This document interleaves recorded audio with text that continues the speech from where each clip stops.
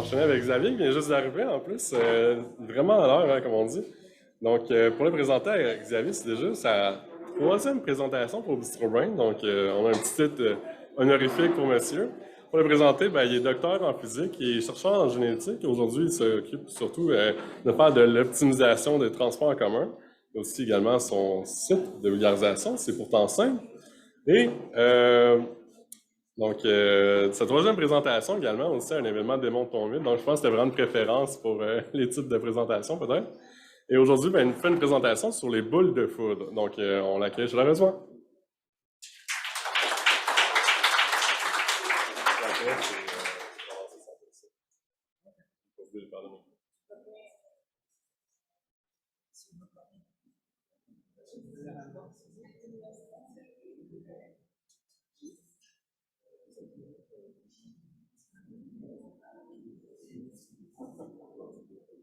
C'est bon?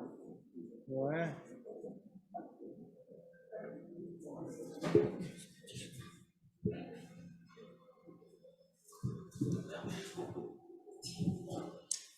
Bonsoir. On va rester dans le thème du couple, avec les orages, l'incompréhension et le mystère, et les boules de foudre. Probablement plus de gens sur Terre qui prétendent avoir vu des extraterrestres que de gens qui prétendent avoir vu des boules de foudre. C'est un phénomène qui est si rare que certaines choses qu'on sait sur ces phénomènes ne dépendent que d'une seule observation. Et ces observations sont des fois tellement étranges que la science s'est cassé les dents pendant longtemps. En fait, pendant longtemps, on n'a même pas essayé de le comprendre. C'était des fables de paysans, comme les gnomes et autres machins des campagnes. Et quand la science a commencé à essayer de décrire les boules de foudre, elle était vraiment désarmée, parce que c'était du plasma, on est venu avec des modèles vraiment exotiques, et rien ne marchait. Presque rien, en fait.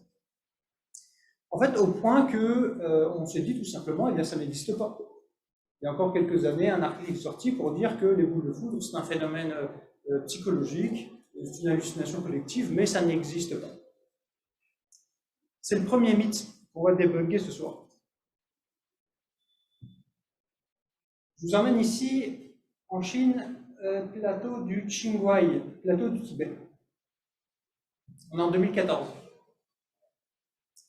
3 chercheurs de l'Institut de Ganzhou, la grande ville de la région, mettent en place une installation pour étudier des éclairs durant la nuit à venir. Ils installent 2 équipements, chacun avec un spectrographe. On va revenir sur ce que ça fait, un spectrographe. Une caméra d'un côté qui prend 50 images par seconde et de l'autre une caméra qui prend 3000 images par seconde. C'est le tout. On a ici la Panzer Division de l'équipement photographique. Le soleil se couche, le village s'endort, la nuit commence,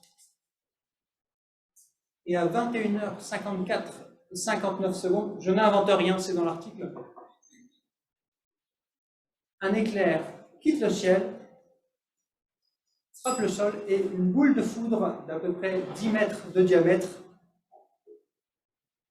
apparaît en face des caméras.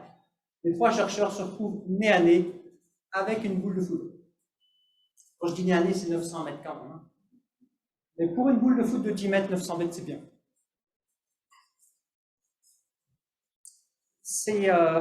Cette boule, elle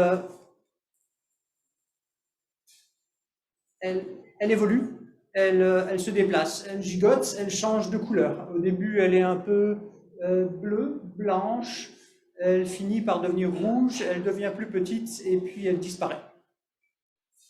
Et tout ça n'a pas duré plus que quelques secondes. Mais tout a été enregistré. Tout est dans la boîte.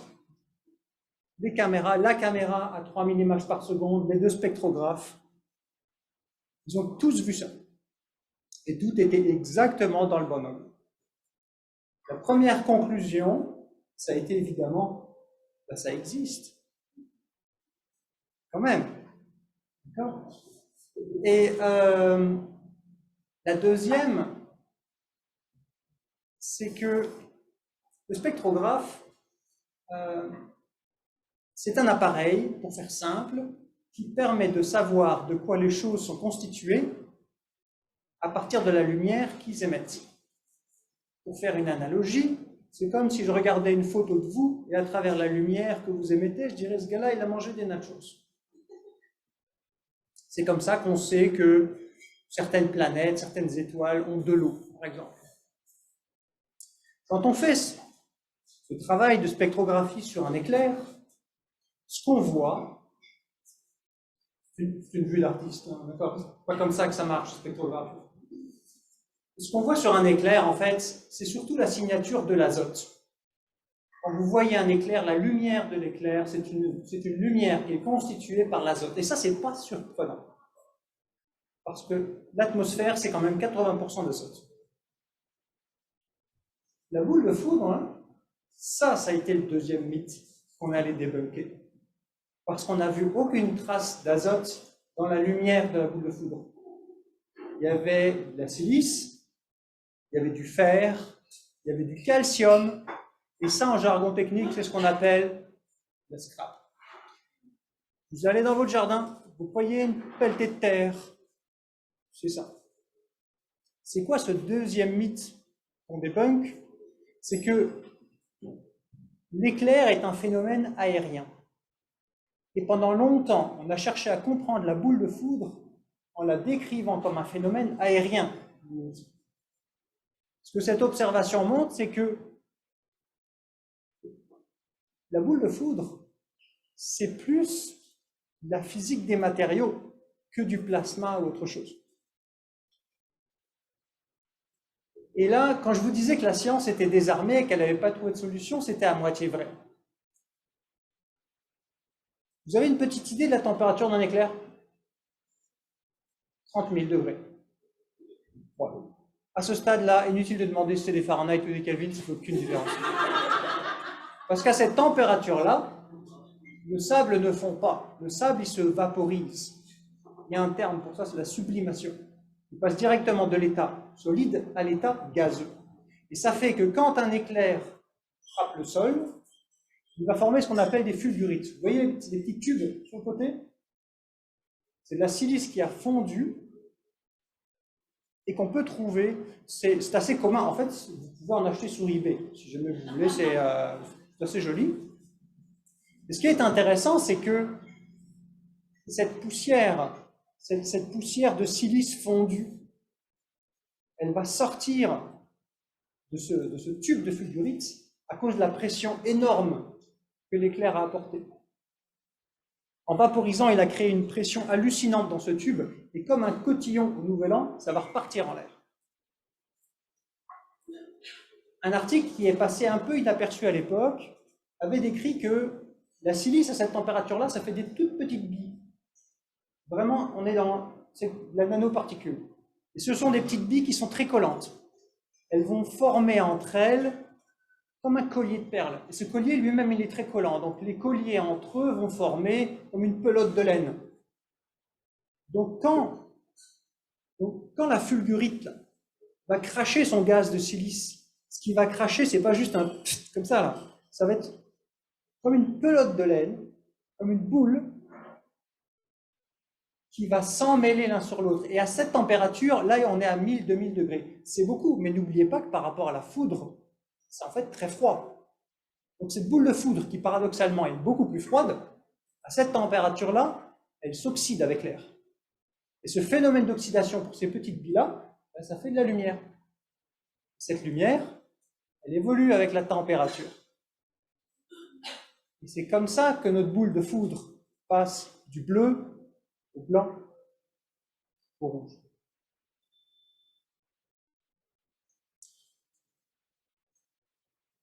Puis là, en fait, j'ai bien envie de vous laisser là, puis de ne pas vous montrer une photo. Là. Parce que ce que je vais vous montrer là, il faut bien comprendre que c'est comme si je vous montrais la photo du Loch Ness, okay?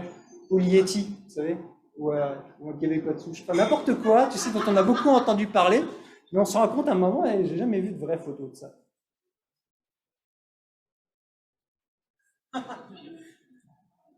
Pour vrai, j'étais déçu aussi un peu.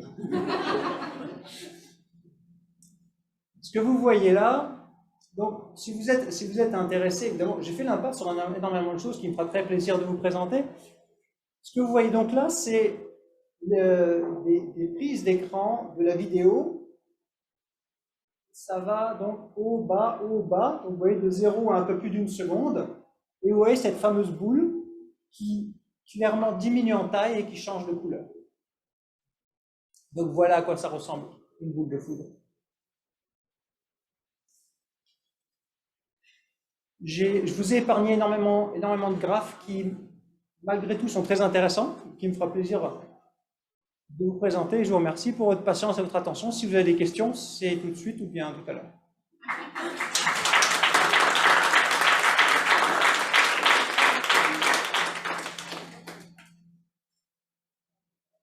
Je suis revenue. Si on sait qu'est-ce qui peut créer des boules, est-ce qu'on peut en produire artificiellement? Oui, c'est à peu près ce que le physicien en question, Abraham Sod, celui qui a fait l'article, l'a fait. On a longtemps essayé d'en produire en laboratoire, mais sans succès parce qu'on essayait de recréer la mauvaise chose en fait. On essayait de faire des boules de plasma par exemple.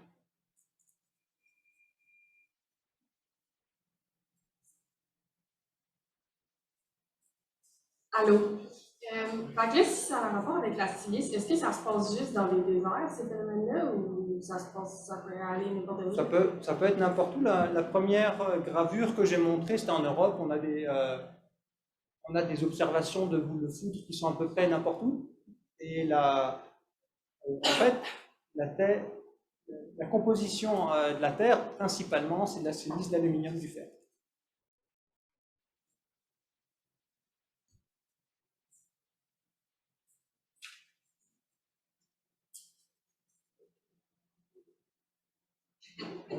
Tout de suite. Hein. Merci.